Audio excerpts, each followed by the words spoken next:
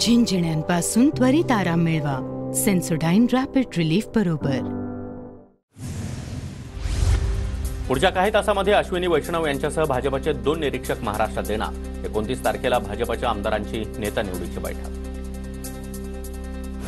मुख्यमंत्रीपदासाठी देवेंद्र फडणवीसांच्या नावावर दिल्लीमध्ये शिक्कामोर्तब। गृह मंत्रालय देखील फडणवीसांकडेच राहणार, सूत्रांची माहिती। एकनाथ शिंदे यांच्याकडे नगरविकास खातं कायम, तर अजित पवार यांच्याकडे पुन्हा एकदा अर्थ मंत्रालय जाणार, सूत्रांची माहिती। एकनाथ शिंदे यांच्याकडून मुख्यमंत्रीपदाचा राजीनाम्यावेळी देवेंद्र फडणवीस, अजित पवार उपस्थित। काळजीवाहू मुख्यमंत्री म्हणून एकनाथ शिंदे यांची निवड। एकनाथ शिंदेंना उपमुख्यमंत्रीपद स्वीकारणं अवघड होईल। शिंदेंनी उपमुख्यमंत्रीपद स्वीकारावं, अन्यथा केंद्रात मंत्री व्हावं, रामदास आठवलेंचा एकनाथ शिंदेंना सल्ला। एकनाथ शिंदेंना मुख्यमंत्रीपदाबाबत कोणताही शब्द दिला नव्हता, रावसाहेब दानवे यांचं वक्तव्य। दरम्यान मुख्यमंत्रीपदाचा निर्णय पक्षश्रेष्ठी घेतील, दानवे यांचं वक्तव्य। मोदी शहांचा निर्णय सर्वांना मान्य असेल, येत्या काही दिवसांमध्ये नव्या सरकारचा शपथविधी, दीपक केसरकर यांचं वक्तव्य। भाजपचे 10, शिंदेंचे 6 आणि अजित पवारांचे 4 आमदार मंत्रिपदाची शपथ घेणार। अजित पवारांचे 3 आमदार कॅबिनेट तर 1 जण राज्यमंत्रिपदाची शपथ घेणार, सूत्रांची माहिती। ज्यांच्या नेतृत्वाखाली निवडणूक लढवली तेच मुख्यमंत्री व्हावे, आमदार शंभूराज देसाईंची मागणी। आमच्या पक्षातले सर्व निर्णय घेण्याचे अधिकार फक्त शिंदे यांच्याकडे, तसा ठराव देखील केला, देसाईंची मागणी। कागदपत्रांवर डोळे बंद करून सही करणारा मुख्यमंत्री मोदींना हवाय, मुख्यमंत्रीपदावरून नाना पटोलेंची टीका।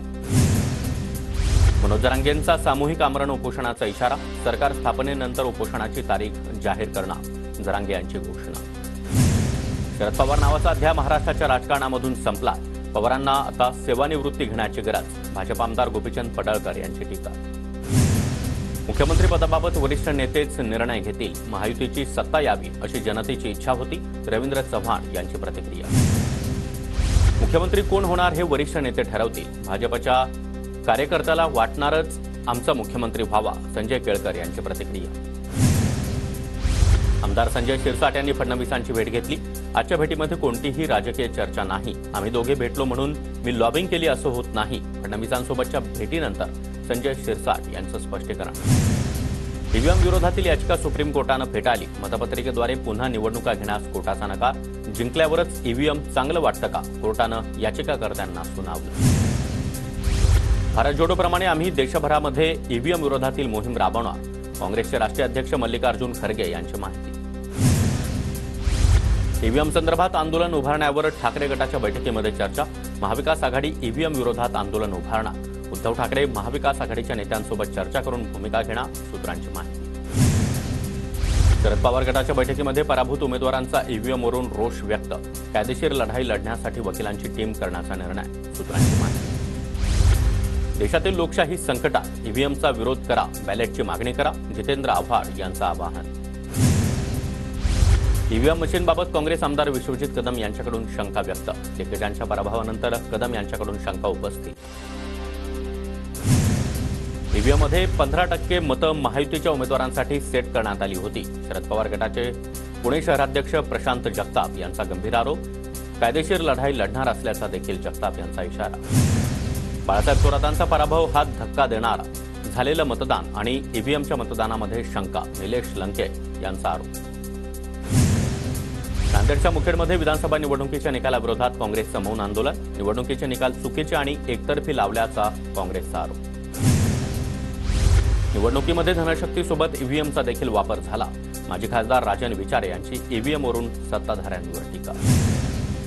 लोकसभेला जिंकले तेव्हा ईव्हीएम चांगलं होतं, विधानसभेला विरोधात निकाल लागला तर ईव्हीएम वाईट, विरोधकांच्या ईव्हीएमवरील टीकेला संजय केळकर यांचं उत्तर। पुढील सर्व निवडणुका बॅलेट पेपरवरच व्हाव्या, ईव्हीएमवर निवडणुका झाल्यास काम करणाऱ्या माणसाचा बळी जाईल, शरद पवार गटाचे नेते अशोक पवार यांचं वक्तव्य। ठाकरे गटाची आज 12 वाजता बैठक, पराभवाची कारणमीमांसा आढावा आणि आगामी काळामध्ये पक्ष बांधणीच्या अनुषंगानं बैठकीत चर्चा होणार। काँग्रेसच्या नवनिर्वाचित आमदारांची आज दुपारी बैठक, रमेश चन्नेथला यांच्या उपस्थितीमध्ये आणि नाना पटोले यांच्या अध्यक्षतेखाली आमदारांची टिळक भवनात बैठक होणार। सुनील तटकरे यांनी रायगडमधील महायुतीचे उमेदवार पाडण्याचा प्रयत्न केला, महेंद्र थोरवे यांचा तटकरेंवर गंभीर आरोप। अजित पवारांनी घड्याळ चिन्ह वापरून मतदारांमध्ये संभ्रम निर्माण करण्याचा प्रयत्न केला. चिन्हाबाबतच्या सुनावणीमध्ये याबाबत पुरावे सादर करण्याची शरद पवार गटाची विनंती. अजित पवार आमच्या आमदारांना फोन करून त्यांच्याकडे बोलावतायत, मात्र आमच्याकडून तिकडे कुणीही जाणार नाही. जितेंद्र आव्हाड यांचा आरोप. उद्धव ठाकरेंची अवस्था शोले चित्रपटातील असराणीसारखी. ठाकरेंचे 20 पैकी 18 आमदार पळून जातील. चंद्रशेखर बावनकुळेंची उद्धव ठाकरे यांच्यावर बोचरी टीका. सैतानी बहुमत आल्यानं बेकायदेशीर नियुक्त्या होत राहतील. रश्मी शुक्ला यांच्या पुन्हा एकदा नियुक्तीवरून संजय राऊतांचा सरकारवर निशाणा. 29 तारखेला दिल्लीमध्ये काँग्रेस वर्किंग कमिटीची तातडीची बैठक. राहुल गांधी, रमेश चेन्निथला यांनी बैठक बोलावली. रिपोर्ट घेऊन बैठकीला हजर राहण्याच्या नेत्यांना सूचना. सायन कोळीवाड्यामध्ये 3 वर्षीय चिमुकलीवर अत्याचार. ड्रग्जच्या नशेमध्ये अनिल गुप्ता याच्याकडून चिमुकलीवर अत्याचार. सोशल मीडियावर पोस्ट करत अमित ठाकरेंची कारवाईची मागणी. मुंबई शहरामध्ये ड्रग्जचं प्रमाण वाढत असल्याचा देखील उल्लेख. महायुतीचे नेते हे एकवचनी, रामाचे भक्त, त्यामुळे वचन दिल्याप्रमाणे शेतकऱ्यांचा सातबारा कोरा करावा. राजू शेट्टी यांची मागणी. इंदापूरमध्ये आमदार दत्तामामा भरणे यांना धक्का. नगरपरिषदेचे गटनेते गजानन गवळी यांनी साथ सोडली. आगामी निवडणुकांच्या पार्श्वभूमीवर भरणेंना मोठा धक्का. नागपूरमध्ये हिवाळी अधिवेशनासाठी 40 मंत्र्यांचे बंगले सज्ज ठेवण्याच्या प्रशासनाला सूचना. प्रशासनाकडून पुढील महिन्यामध्ये होणाऱ्या हिवाळी अधिवेशनाची तयारी. विधानसभेमध्ये निवडून आलेल्या 65% नवनिर्वाचित आमदारांवर गंभीर स्वरूपाचे गुन्हे. अपहरण, हत्येचा प्रयत्न, त्याचबरोबर महिलांवरील अत्याचार अशा गंभीर गुन्ह्यांचा समावेश. असोसिएशन फॉर डेमोक्रॅटिक रिफॉर्म्सच्या ताज्या अहवालातून माहिती समोर. पुण्यामधील 21 मतदारसंघातील 303 उमेदवारांना खर्च सादर करण्याच्या सूचना. 23 डिसेंबरपर्यंत निवडणूक खर्चाचा तपशील निवडणूक शाखेकडे जमा करावा लागणार. पुण्यामधील कल्याणी नगर पोर्शे कार अपघात प्रकरणी रक्ताचे नमुने बदलून पुरावे नष्ट केल्याप्रकरणी निश्चित करण्यासाठी सरकार पक्षाकडून अर्ज. 9 आरोपींवर आरोप. रिलायन्स पॉवरवरील सौर वीज पुरवठ्याच्या लिलावामध्ये सहभागाच्या बंदीला हायकोर्टाची स्थगिती. हायकोर्टाच्या निर्णयामुळे अनिल अंबानी यांना दिलासा. शाहजाबा जाधव यांच्यावरील चित्रपट वादाच्या भोवऱ्या. दिग्दर्शक नागराज मंजुळेसह सर्वांनाच कोर्टाचं समन्स. नागराज मंजुळे विरोधात न्यायालयात खटला दाखल. लेखक दिग्दर्शक नागराज मंजुळे यांना महात्मा फुले समता पुरस्कार जाहीर. महात्मा फुले यांच्या फुलवाडा इथल्या समता भूमी उद्या पुरस्कार प्रदान सोहळा पार पडणार. केंद्रीय मंत्रिमंडळाच्या बैठकीमध्ये 1435 कोटी रुपयांच्या पॅन 2.0 या प्रोजेक्टला मान्यता.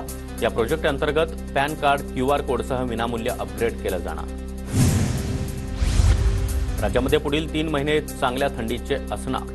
चक्रीवादळाचा काळ संपल्यानं आणि थंडीसाठी पोषण स्थिती निर्माण झाल्यानं थंडी वाढण्याचा अंदाज.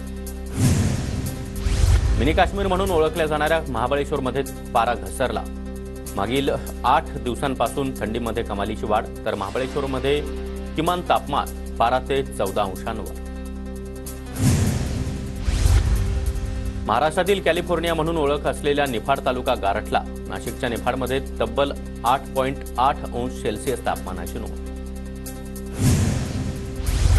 मुंबई उपनगरातील किमान तापमानामध्ये मोठी घट. तापमान 17 अंशांवर. तापमानात अजून घट होण्याचा अंदाज.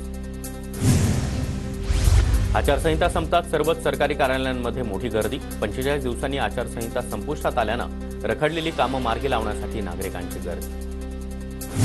राज्यामध्ये कीटकांमुळे पसरणाऱ्या आजारांचा प्रादुर्भाव वाढला. वर्षभरामध्ये डेंग्यूमुळे 26 जणांचा मृत्यू तर हिवतापानं 20 जणांचा बळी गेला. देशातील दुग्ध उत्पादन 4% वाढून 23.93 कोटी टनांवर. केंद्रीय मंत्री रजन सिंह यांची माहिती. मुंबईमध्ये 5 ते 7 डिसेंबर या कालावधीमध्ये इंटर डेअरी एक्स्पोचं आयोजन. दुग्ध व्यवसायाला चालना मिळणार. VA एक्झिबिशन आणि इंडिया डेअरी असोसिएशन यांच्यातर्फे या एक्स्पोचं आयोजन. समृद्धी महामार्गाचा शेवटचा टप्पा महिनाभरामध्ये वाहतुकीसाठी खुला होणार. इगतपुरी ते ठाण्यामधील आमने हा शेवटच्या टप्प्याचं लवकरच काम पूर्ण होणार.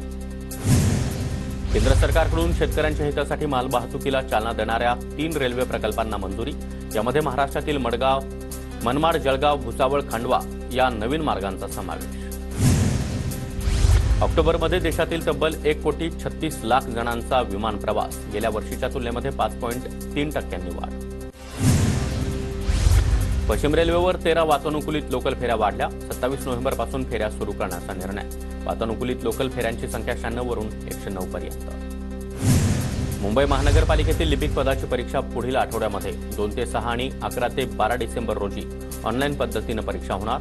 अर्ज केलेल्या उमेदवारांना केंद्रावर वेळेत हजर राहण्याच्या सूचना. मुख्य जलवाहिनीच्या दुरुस्तीमुळे गुरुवारी आणि शुक्रवारी लोअर परळ, दादर, प्रभादेवीमध्ये पाणीपुरवठा बंद. शुक्रवारी रात्री 8 वाजेपर्यंत पाणीपुरवठा सुरळीत होणार. पालिकेतील कर निर्धारण आणि संकलन खात्यातील निरीक्षक पदासाठीची परीक्षा 10 डिसेंबरला होणार. परीक्षेसाठी 26,000 अर्ज दाखल झाले असून 36 जिल्ह्यांमधील केंद्रांवर ऑनलाईन पद्धतीनं परीक्षा होणार. सायन कोळीवाड्यातील सिंधी निर्वासितांच्या इमारतींचा पुनर्विकास, म्हाडाच्या मुंबई मंडळाच्या निविदा प्रक्रियेला सुरुवात. ठाण्यामध्ये पहिल्यांदाच गृहनिर्माण संस्थेचं महाधिवेशन. निवडणुकांमुळे पुढे ढकललेलं अधिवेशन आता 20 ते 22 डिसेंबर या कालावधीत पार पडणार. आरटीओला प्रचारातील वाहनांमधून लाखोंचा महसूल. अटी शर्तीसह मुंबईच्या 4 आरटीओ कार्यालयांमधून वाहनांना सशुल्क परवानगी देण्यात आली होती. पुणे जिल्ह्यातील मतदान यंत्र पुढील 45 दिवसांसाठी सील. एखाद्या उमेदवारानं निकालावर आक्षेप घेतल्यास पडताळणी होणार. मतदान यंत्रासह कंट्रोल युनिट, व्हीव्हीपॅट गोदामामध्ये सील. पुण्यामध्ये घरांच्या किमती गगनाला भिडल्या. पुण्यामध्ये घरांची सरासरी किंमत 85 लाखांवर. कार्तिकी एकादशी आणि ज्ञानेश्वर महाराजांच्या संजीवन समाधी सोहळ्यासाठी पीएमपीएमएल प्रशासनाकडून 229 अतिरिक्त बसेस. 29 नोव्हेंबरपर्यंत नियमित 114 बस तर अतिरिक्त बस अशा एकूण 343 बसेस धावणार. जायकवाडीचा डावा कालवा सुरू होणार. घनसावंगी तालुक्यातील शेतकऱ्यांना दिलासा मिळणार. ऊस पिकांसह रब्बी हंगामातील पिकांना पाणी मिळणार. भारतीय संविधान दिनी तुर्भे स्टोअर इथल्या नियोजित उड्डाणपुलासाठी स्वाक्षरी मोहीम. तुर्भे स्टोअर इथं गेल्या 10 वर्षांमध्ये 23 जणांचा अपघाती मृत्यू. शेतकऱ्यांना कापसाला चांगला दराची अपेक्षा. गेल्या वर्षीच्या तुलनेमध्ये दर अजूनही कमीच. शेतकऱ्यांनी कापूस साठवून ठेवला. नंदुरबार जिल्ह्यामध्ये लाल मिरचीच्या उत्पादनामध्ये मोठी घट होणार. गेल्या वर्षीच्या तुलनेमध्ये 25% लाल मिरची खरेदी. मिरचीचं उत्पादन घटल्यानं दर वाढण्याचा अंदाज. नंदुरबार कृषी उत्पन्न बाजार समितीमध्ये मक्याची आवक वाढली. लाल मक्याला 2,000 ते 2,300 पर्यंत दर, तर पांढऱ्या मक्याला 2,400 ते 3,450 पर्यंतचा दर. 70,000 क्विंटल मक्याची खरेदी. भंडारा जिल्ह्यातील 128 धान खरेदी केंद्रांना शेतकऱ्यांची ऑनलाईन नोंदणी करण्याची परवानगी. त्यापैकी 76 केंद्रांवर धान खरेदीला सुरुवात. नंदुरबार जिल्ह्यामध्ये तापमानात घट, झालेल्या थंडीचा कडाका वाढला. गेल्या वर्षीच्या तुलनेमध्ये उबदार कपड्यांच्या किमतींमध्ये 15% पेक्षा अधिक वाढ. अमरावतीच्या जिल्हाधिकारी कार्यालयावर किसान मजूर कामगारांचं आंदोलन. भूसंपादन कायदा, महिला अत्याचाराविरोधात कडक कायदा करण्याच्या मागणीसाठी आंदोलन. वाशिम जिल्ह्यामध्ये खरीप हंगामामध्ये नुकसान झालेल्या शेतकऱ्यांना नुकसान भरपाईची अद्यापही प्रतीक्षा. नुकसान भरपाईची प्रक्रिया कधी सुरू होणार याबाबत शेतकऱ्यांमध्ये चिंतेचं वातावरण. जालना जिल्ह्यामध्ये रब्बी हंगामातल्या पेरणीला आता वेग. गहू, ज्वारी आणि हरभरा पिकाच्या पेरणीची लगबग सुरू. नंदुरबार बाजार समितीमध्ये ओल्या लाल मिरचीची आवक वाढली. दररोज 3 ते 4,000 क्विंटल मिरचीची आवक सुरू. परळी तालुक्यामध्ये कापूस खरेदीला सुरुवात. मात्र कापसाला भाव मिळत नसल्यामुळे शेतकरी हवालदिल. 6,800 ते 6,900 रुपये कापसाला दर. अमरावतीच्या दर्यापूरमध्ये कापसाला प्रति क्विंटल 8,000चा बाजारभाव. कापसाला चांगला भाव मिळाल्यानं शेतकरी आनंदित. आंतरराष्ट्रीय सहकार दिनाचं औचित्य साधत कापूस खरेदीचा शुभारंभ. गोंदिया जिल्ह्यामध्ये धान कापणी आणि मळणीला आता सुरुवात. शेतकऱ्यांकडून यंदा पारंपरिक मळणी न करता यंत्राचा मोठ्या प्रमाणात वापर. गोंदियातील 83 धान खरेदी केंद्रांवरून 1,17,000 क्विंटल धानाची खरेदी. सरकारकडून धानाला प्रति हेक्टर 25,000 बोनस देण्याची घोषणा. त्यासाठी 71,429 शेतकऱ्यांकडून नोंदणी. भंडाऱ्यामध्ये धान खरेदीसाठी 128 केंद्रांना मंजुरी, तर 76 हमीभाव केंद्र देखील सुरू. आतापर्यंत 1,00,000 क्विंटल धानाची खरेदी. जळगावच्या अमळनेर बाजार समितीमध्ये मक्याला 2,250 रुपये दर. बाजार समितीमध्ये सुमारे 3,00,000 क्विंटल मक्याची आवक. भंडाऱ्याच्या भिलेवाडामध्ये संविधान दिन साजरा. संविधान जपण्याची शपथ घेत जनजागृती. विद्यार्थ्यांसह पालक आणि शिक्षकांनी रॅली काढली. बीडच्या गेवराई शहरातील महामार्गावर खड्ड्यांचं साम्राज्य. खड्ड्यांमुळे वाहनधारकांची कसरत, खड्डे बुजवण्याची वाहन चालकांची मागणी. नाशिक जिल्ह्यामध्ये पशुगणना सुरू. मोबाईल ॲपद्वारे पशुगणनेला सुरुवात.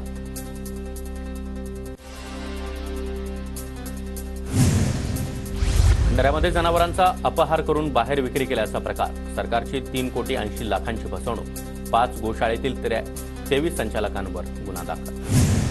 सिंधुदुर्गातील तिलारी खोऱ्यामध्ये ब्लॅक पॅन्थरचं दर्शन. जंगलामध्ये फिरणारा ब्लॅक पॅन्थर मोबाईलमध्ये कैद. यापूर्वी देखील दोडा मार्गावर ब्लॅक पॅन्थरचं दर्शन झालं होतं. जळगावच्या अंमळनेर बाजार समितीमध्ये मक्याला 2,250 रुपयाचा भाव. बाजार समितीमध्ये सुमारे 3 लाख क्विंटल मक्याची खरेदी. भंडाऱ्याच्या बेलीवाड्यामध्ये संविधान दिन साजरा. संविधान जपण्याची शपथ घेत जनजागृती. राज्य परिवहन महामंडळाकडून सातारा ते अयोध्या बस सेवा सुरू. साताऱ्यातून शेगाव नागपूर मार्गे अयोध्या आणि परतीवेळी वाराणसी, प्रयागराज, उज्जैन आणि ओंकारेश्वरचं दर्शन असा 5 दिवसांचा प्रवास असणार. भाजप कार्यकर्त्यांकडून आनंद व्यक्त. वाशिम मार्गे जाणारी मुंबई रेल्वेगाडी पुन्हा सुरू करण्याची मागणी. प्रवाशांचे हाल होत असल्यानं मनस्ता. अमरावती इथून वाशिम मार्गे मुंबई जाणारी रेल्वे मध्यंतरी नियमित धावत होती.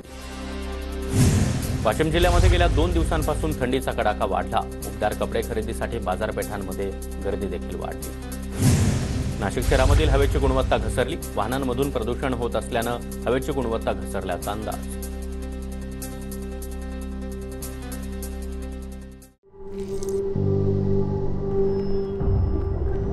झिंझिण्यांपासून त्वरित आराम मिळवा. सेन्सोडाइन रॅपिड रिलीफ बरोबर.